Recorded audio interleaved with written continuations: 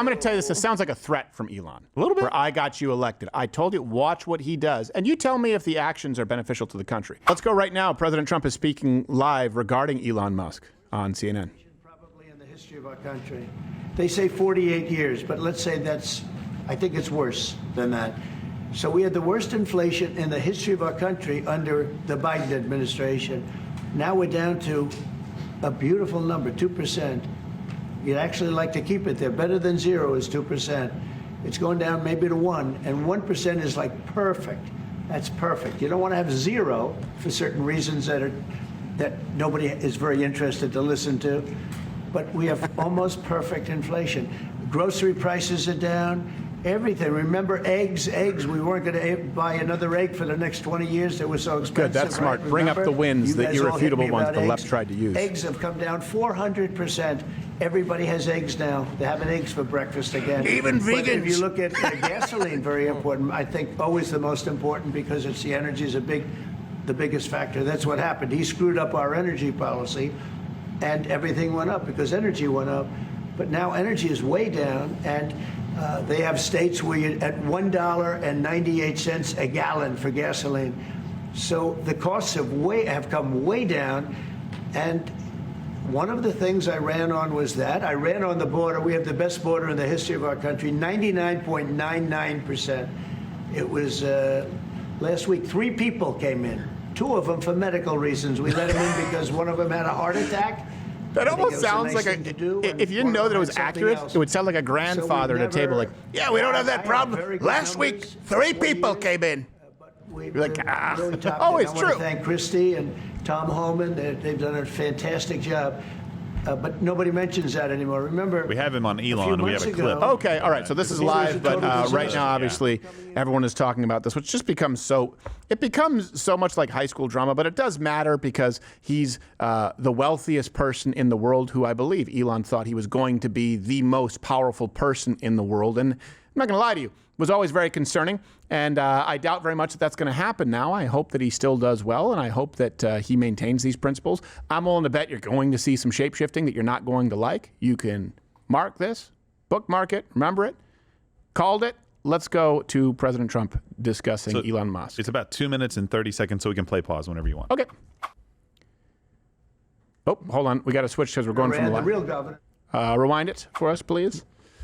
And by the way, we have J-Man on sound today because Billy the Kid is sick. Well, he has pneumonia. Yeah, I know. He's very sick. I'm like, do not come in. But pneumonia is not contagious, is it? Not unless you kiss. No, but he could die. Pussy. He couldn't die. Come on, he's fine. My cousin died from pneumonia. I don't know how robust he looks. Oh, wow. All right, let's go to the clip. Tim. All right. And, Elon's upset because we took the EV mandate, and, which was a lot of money for electric vehicles. And, they're having a hard time, the electric vehicles. And they want us to pay billions of dollars in subsidy. And, Elon knew this from the beginning. He knew it for a long time ago. That's been in there. That's been, I would say, JD, that hasn't changed. That's been right from the beginning. Mr. Secretary, that hasn't changed at all, right from the beginning. And if Michigan Control can bring this up, they brought up the wrong clip yesterday where Donald Trump at the rally was saying, but we love gas. Electric's great for some, but we love gas. It's not all going to be electric. This is important because remember the main criticism against Donald Trump from the left and his relationship with Elon was, oh, he's just going to sell his government out to the highest bidder. Right. Could you have a more clear example of a man who can't be bought than telling Elon Musk we're cutting billions in electric vehicle subsidies? Yeah. Matter of fact, can you point me to anyone else? I actually think there's more value in the fact that Elon Musk, who is very powerful, who has these vested interests personally, financially, I think there's tremendous value in the fact that he was close to President Trump in the inner circle, and President Trump still, well, Elon, we appreciate, thank you for the help, we love you, and no dice on the EVs, no dice.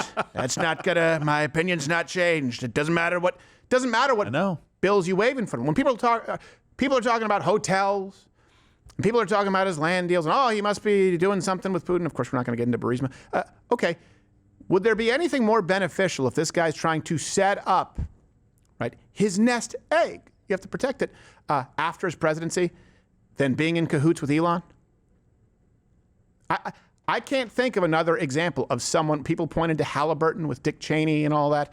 I mean, with Barack Obama, of course, there were all kinds of other interests that he had. The guy's personal net worth skyrocketed. We saw the opposite with Donald Trump. Elon Musk, world's richest guy, in the president's ear, and was told no. Can people on the left say that's a good thing? At least, can you say, hey, we were wrong about that? We said that Donald Trump would do Elon's bidding. Well, they're kind of celebrating it, like, oh, trouble in paradise. Trouble in paradise. They are. Just like, No. isn't that what you wanted though? Isn't that exactly what you're saying should happen? That Yeah. We went from Elon, oh, he's going to be Elon's puppet, to look at this, looks like Trump's a bad friend. Pick your lane, bitches. Let's continue. But I know that it disturbed him. He Disturbed him. wanted, and rightfully, he recommended somebody from that he, I guess, knew very well. I'm sure he respected him, but to run NASA, and I didn't think it was appropriate. Pause. And That's also beyond just the tax credits for EVs. That's called a gimme. Yeah. In other words, if he just wanted to sort of placate Elon Musk, the world's richest man, he'd go, all right, okay, we'll put him in NASA. Yeah. That tells you there's a reason he didn't. And the reason that Donald Trump didn't think that this man, I forgot his name, you guys can send it to me. The reason he didn't think that he was right for NASA must be something other than personal financial gain. That would have been a gimme, and none of you would have really known. Honestly, even the left wouldn't have made a huge deal if Elon said, I think this guy is good, and Donald Trump said, okay, we'll put him in NASA. The administration, Donald Trump, saw something that they didn't like, which tells they may not always have perfect judgment. No one does. But we are seeing them use judgment. Or they had a better candidate. Doesn't even, I mean, Elon's guy could have been great. But hey, we got a better person, so we're going to put the better person in. They are using judgment. Yeah. And the left said that he wouldn't. It would all be dollar Favors, bills. yes. Let's continue. All right.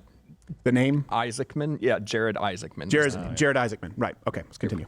you happen to be a Democrat, like totally Democrat, and I say, look, we won. Pause. Hey, who's looking out for you when we talk about what did you vote for?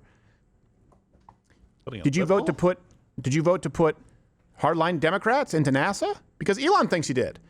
Elon thinks you voted for billions in tax credits for EVs that you don't buy, most of you, and putting a Democrat in one of the most powerful agencies in our government.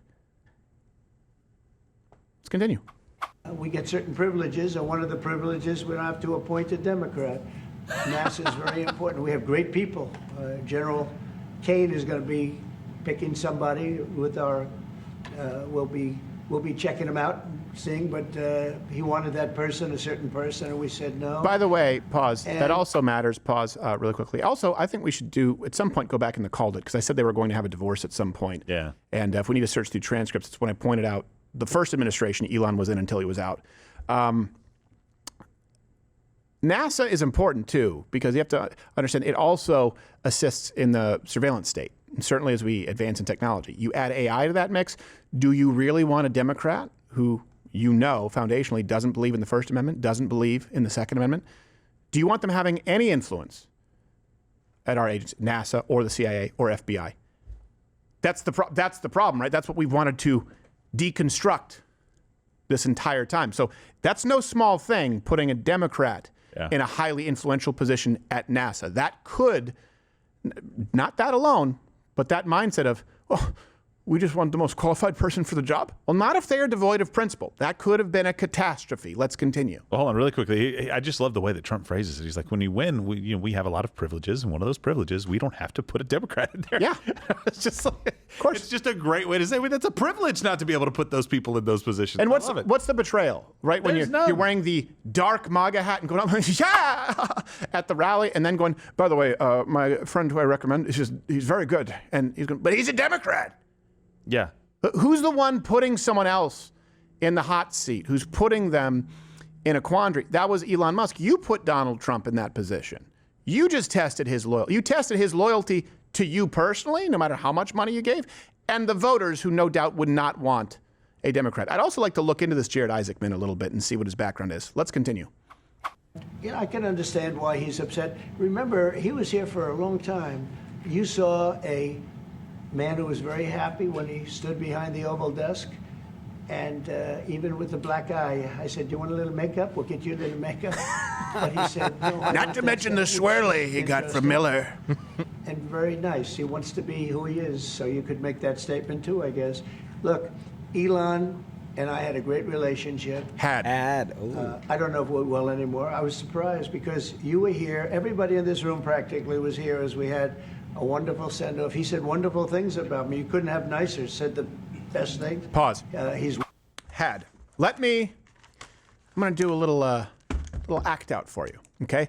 Just because when you have Elon convincing a lot of people out there, while, by the way, X is not a free speech platform, just to be clear. You can look at what they've done with international governments. You can look at how they appease China. You can look at what they did with Brazil. Elon Musk is not a free speech absolutist whatsoever. Okay.